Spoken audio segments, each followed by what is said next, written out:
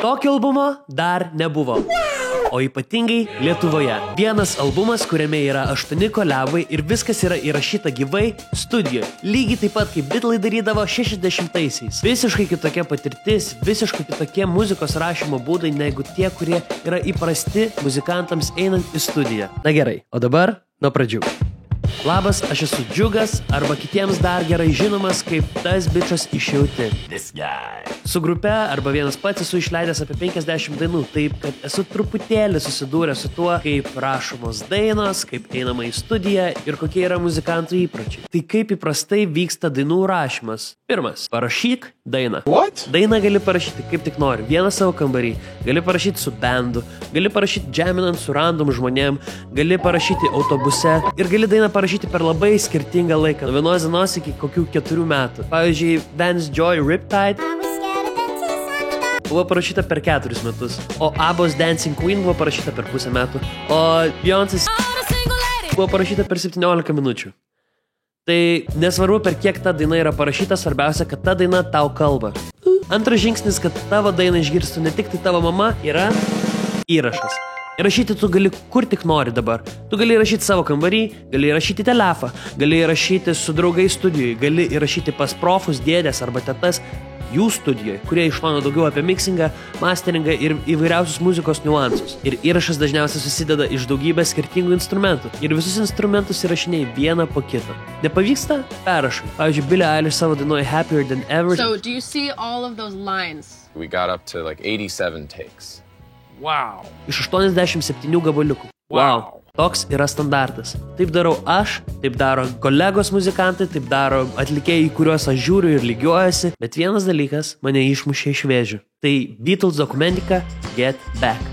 Net ir patys Beatlai 60-aisiais pradėjo įrašinėti savo dainas būtent taip, kaip mes įrašinėjom, kur gali pridėti daugiau instrumentų įrašį, negu kad jų yra iš tikrųjų tavo grupėje. Bet savo paskutiniam albumui jie nusprendė dalykus daryti taip, kaip jie darė seniau. Susėsti visiems vienam kambarį, groti kartu, repetuoti kartu, kurti dainas kartu ir įrašyti tą dainą, kurie jie išleis iš vieno teiko, be jokios studijos magijos. Wow! Bet ar tai reiškia, kad įrašai taps skuboti, prasti ir nekokybiški? Visiškai ne. Tai iš paties muzikanto pareikalauja daug daugiau jėgų, sukuriant naują įrašą. Tu negali nieko apgauti. Sumovai žodžius, turi perrašyti, nuslydo pirštas, perrašom. Jeigu kažkas nusikosė įrašo metu. Jeigu tai tinka dainai, paliekam. Jeigu netinka, visa grupė perrašo dainą.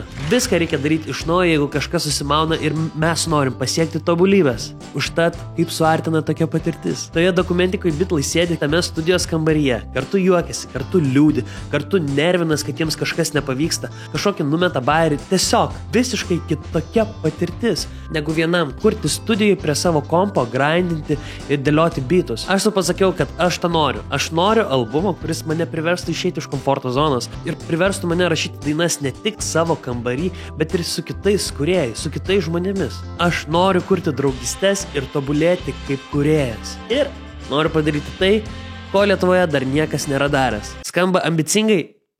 Gal čiučiuką. Let's go! Tai mes kartu su savo prodiuseriu Snore susibondinom ties šitą idėją. Beje, jis ir buvo tas žmogus, kuris man pasiūlė tą idėją. Jis yra tas žmogus, kuris man parodė dokumentiką, kuris man padėjo susisiekti su kai kuriais atlikėjais. Taip pat tai yra žmogus, dėl kurio viskas, kas skamba albume, skamba taip gerai. Jis būtent ir yra tas dėdė profas, pas kurį aš einu įsirašinėti. Susisiekėm su 8 atlikėjais. Tai Monique, Justinu Jaručiu, Angelo, Vaida Deksnytė, Benny B, Edma, Emilija Karasaitė ir Šaruku iš Garbanoto. Ir nuo vasario 27 iki kovo 19 dienos paskiriau savo gyvenimo 3 savaitės būtent parašyti šį albumą. Ten studijoje. Jokių paruoštukų parsineštų iš namų? Ne. Viskas buvo sukurta kartu su tai žmonėm toje studijoje. 3 dainos iš albumo pavadinimų Tarp eilučių jau yra išvydusios dienos šviesą su Šaruku, su Monique ir su Emilija Karasaitė. Ir jūs jas galite rasti Spotify, YouTube, iTunes ar bet kur kitur, kur jūs klausote muziką. Dar 5 dainos laukia išvysti dienos šviesą. 5 dainos, arba kitaip tariant, vienas albumas, kurio Lietuvoje dar niekada nebuvo. Ate!